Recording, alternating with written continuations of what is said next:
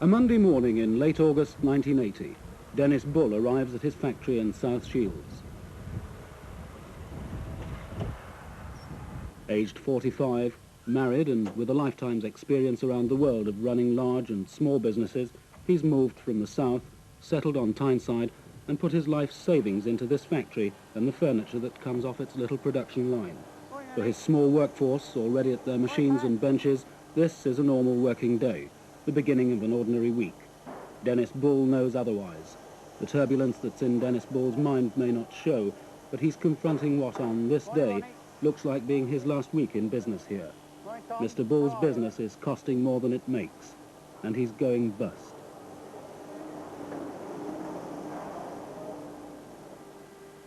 The consequences of ceasing to trade are enormous. It's bankruptcy. I mean, you're driven into bankruptcy, and I think Mrs. Thatcher talks about mobility of labour. Well, you wouldn't have anything more mobile than me, because there's only one way I could go, and that's away again, you know, leave the country, because there would be no future for me. I mean, I would have just been destroyed. I mean, financially and in every other way, I would have gone. And there'll be a lot of people in that position.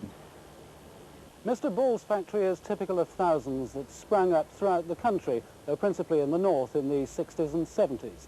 Built with financial help from local authorities and government, they were intended to attract new industry and investment, particularly in areas like Tyneside, where traditional heavy industries were already in decline. Mr. Bull, a Londoner, came north attracted by the potential he saw here for building a small business, making a prosperous little company. Well, that was before the recession. Now Mr. Bull and his employees are fighting for the survival of this firm. No man, I think, in fact, I don't think any major company 15 months ago would have said that this was going to be the situation as of now. Not if you'd listened to the run-up to the election, you wouldn't have. I mean, no way would you have believed that this was going to be the situation at this moment in time. So I don't think I can be accused of neglect or anything like that at the moment, because quite honestly, most of the financial pundits and so forth are quickly backtracking on everything they said a year ago, as far as I can see. The focus of Dennis Bull's failure, if it comes to that, is a fairly ordinary factory. 10,000 square feet of enclosed space, mains water and electricity, the bare essentials for a small-scale manufacturing plant. Tyne and Wear Council built it to bring in entrepreneurs like Mr. Bull, and they let it to him rent-free for 2 years. If he fails, he'll have to pay back that rent, some £18,000, to the local authority. That's now a real possibility, even though he's making a commercial success, on paper at least, of the product, which leaves South Shields in the form of a furniture kit.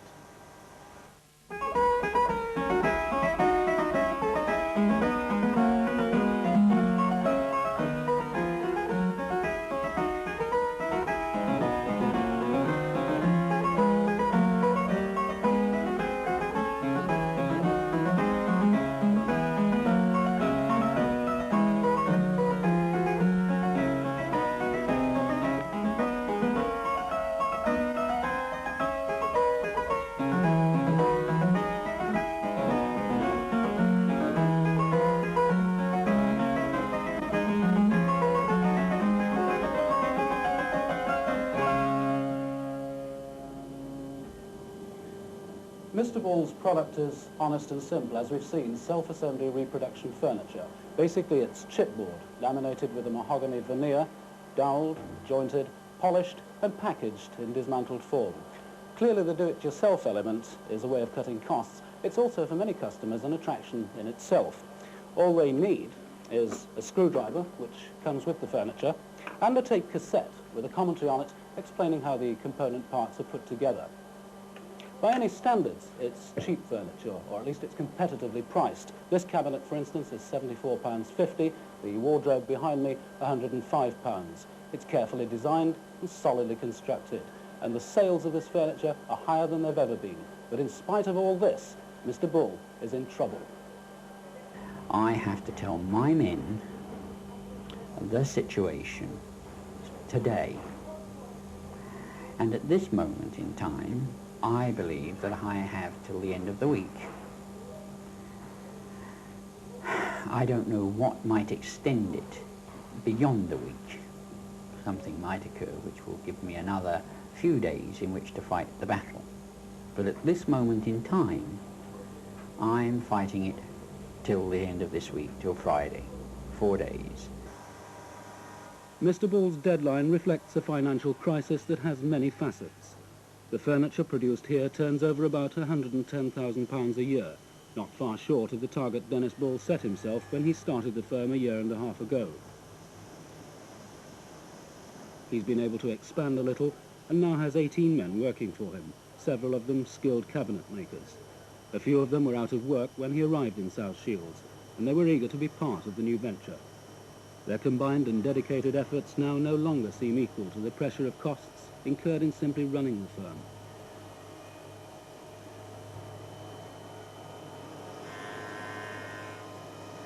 On top of his own investment of £30,000, Dennis Bull borrowed £34,000 from the local authority and a further £20,000 from his bank. The interest rates on those loans have nearly doubled since he secured them.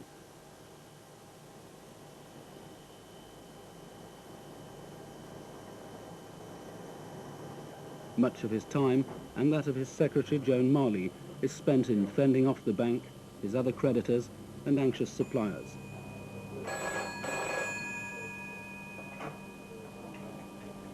Good morning, Crosscare. 30,944 is the balance. Now, what I'm asking for is that this cheque be met, because we're at a standstill now insofar as hardware is concerned, and these are our only supplies. Everyone wants money from Mr. Bull. The Water Authority demands £1,000 a year, even though no water's used in the manufacturing process. Insurance companies he pays £6,500 to cover the factory and its contents. Tyne and Wear Council still takes no rent, but sends him a bill for rates. When he came here, the rates were nearly £3,000 annually. Now they're nearly £5,000.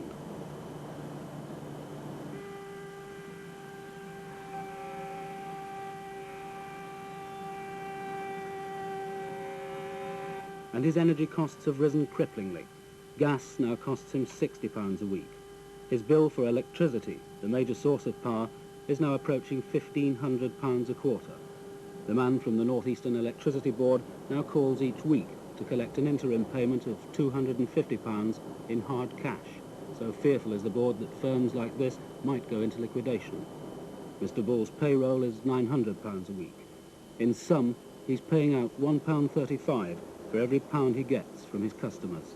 And if in fact I'm going to walk around feeling as I, shall we say, should, considering the circumstances, I don't think I'd get anywhere. I mean, I couldn't possibly achieve anything. I mean, I wouldn't creep out of the door. I'd be hiding in the toilet or ordering a clothesline from up the road or something like that to hang myself with, you know. I mean, no, that's what it's all about.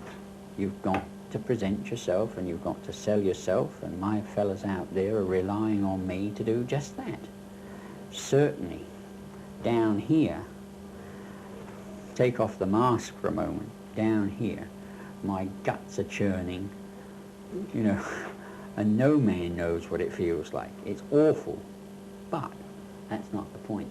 How I might feel inside isn't how I must appear. Tuesday lunchtime and no sign of respite for the company. Everyone's working hard, but the liabilities are fast overtaking the assets. Dennis Bull decides that the time has come to tell his employees what the situation is. He joins them as they take their midday break.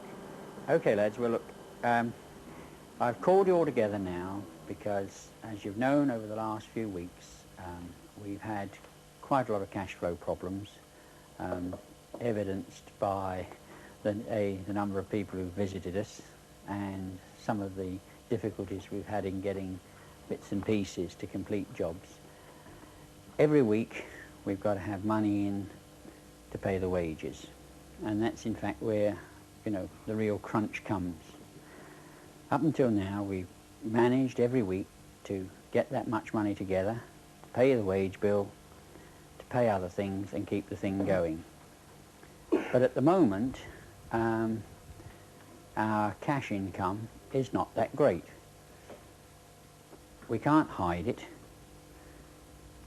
In fact, it's been impossible to hide it for the last couple of weeks.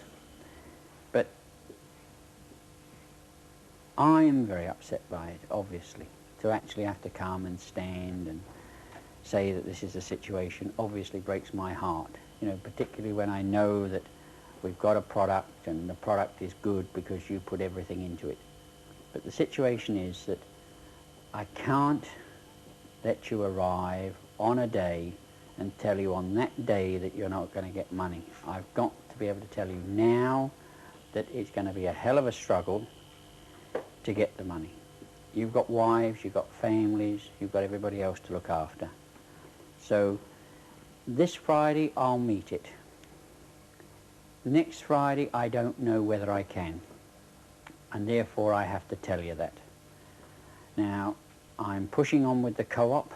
I'm hoping that I can persuade the chief executive of the co-op to come down.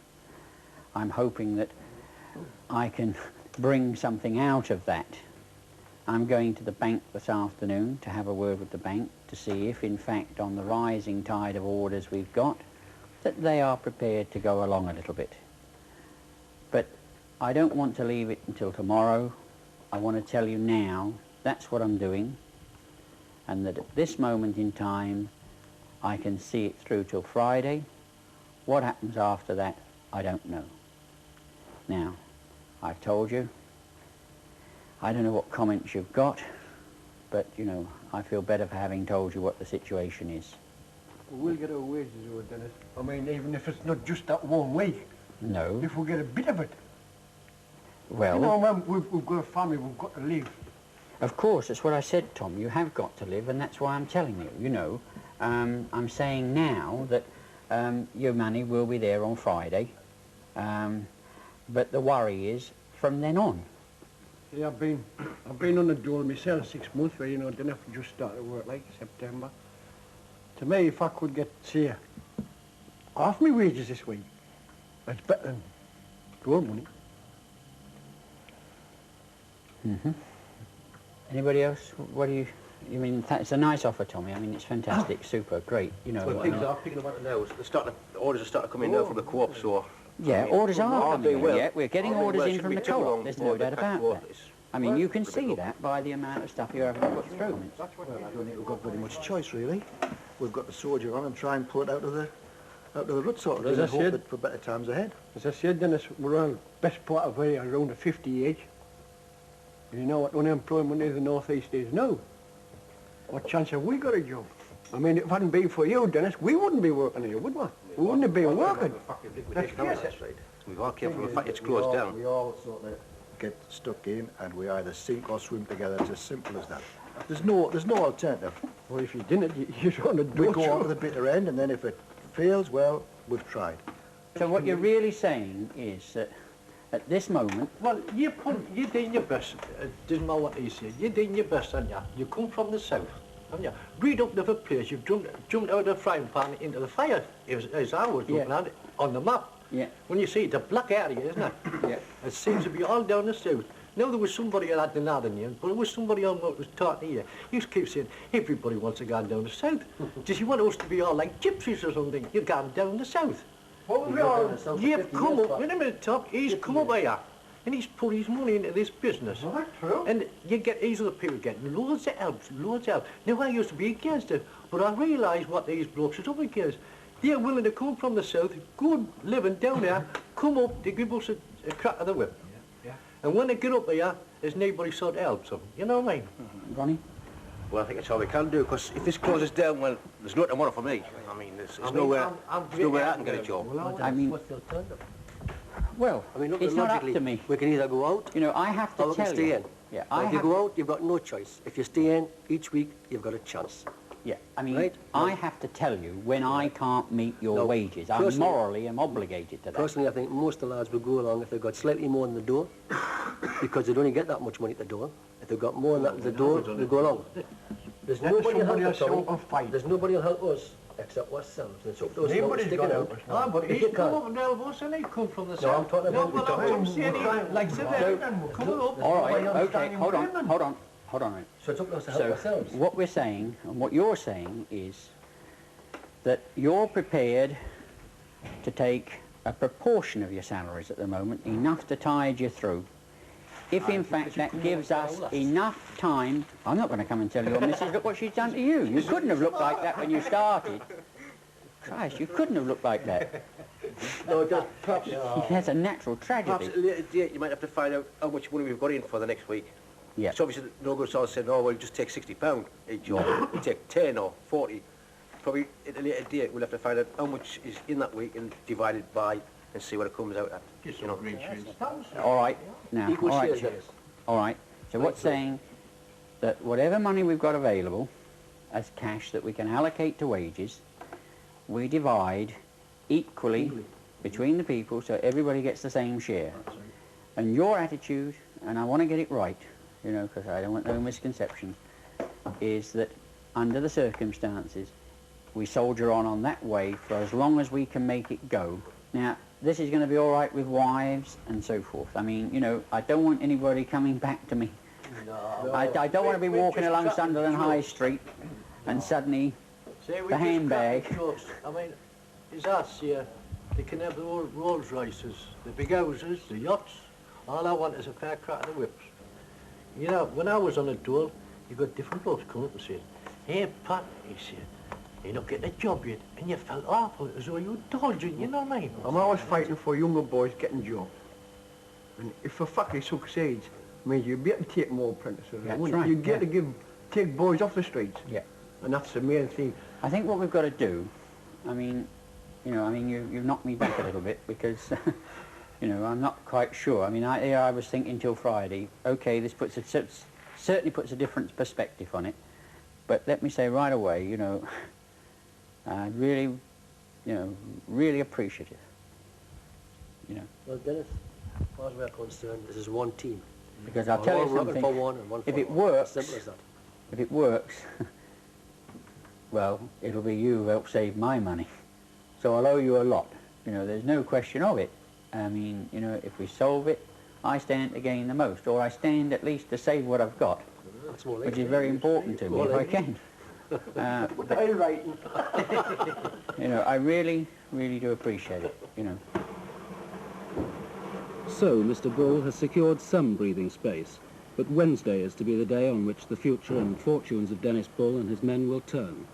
At this point, he needs around £8,000 to ward off bankruptcy.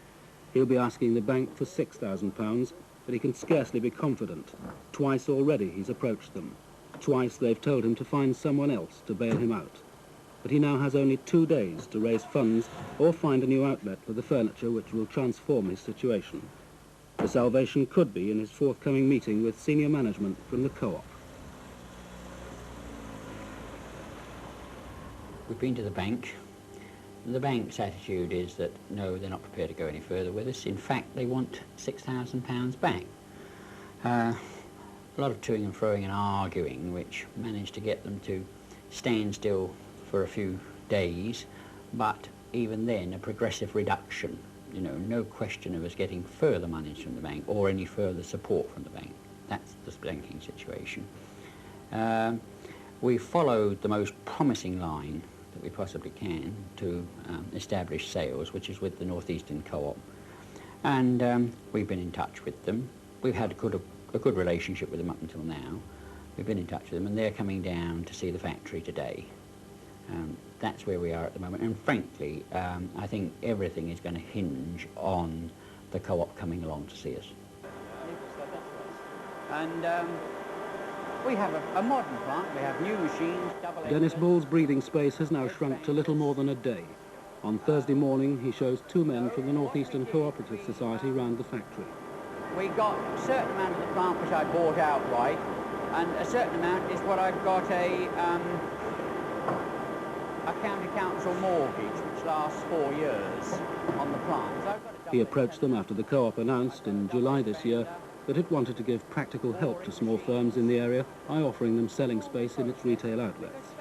Dennis Bull has to persuade the chief executive of the North Eastern Co-op, Terry Norris, that the masterpiece range of furniture should go on sale in the co-op's high street stores.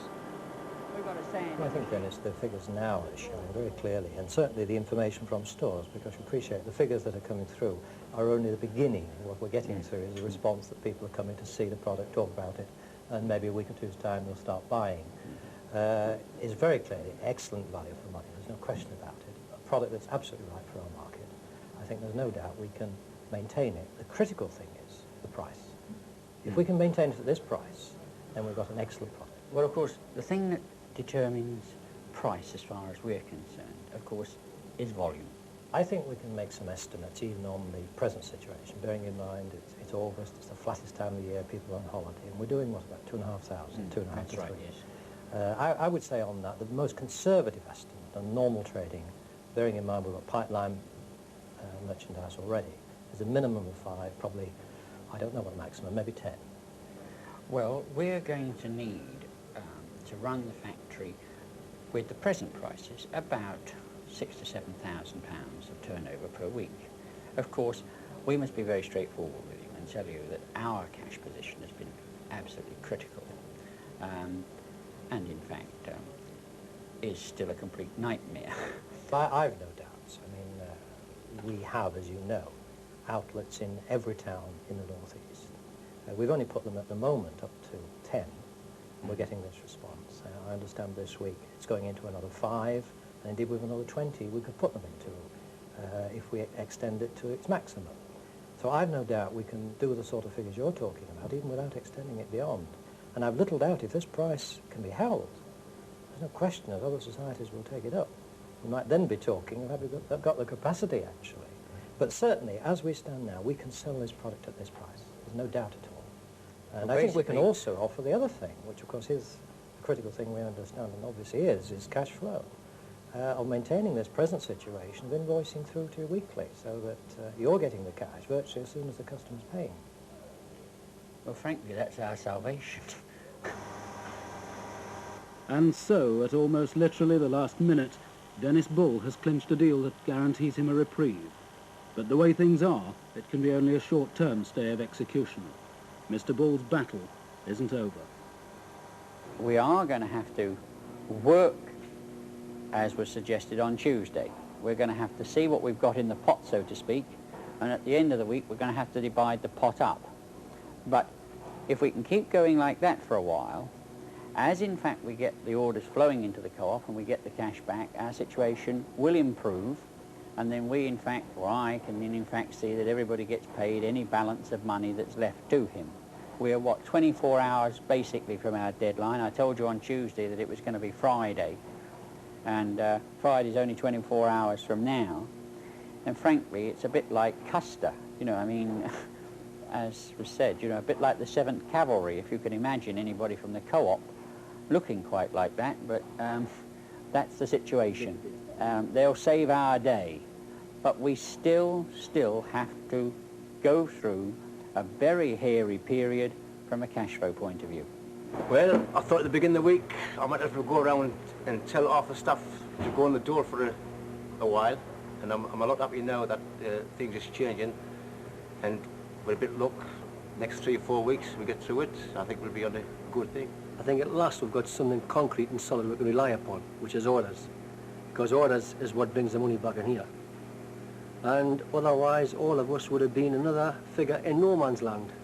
That's where we think we live, no man's land.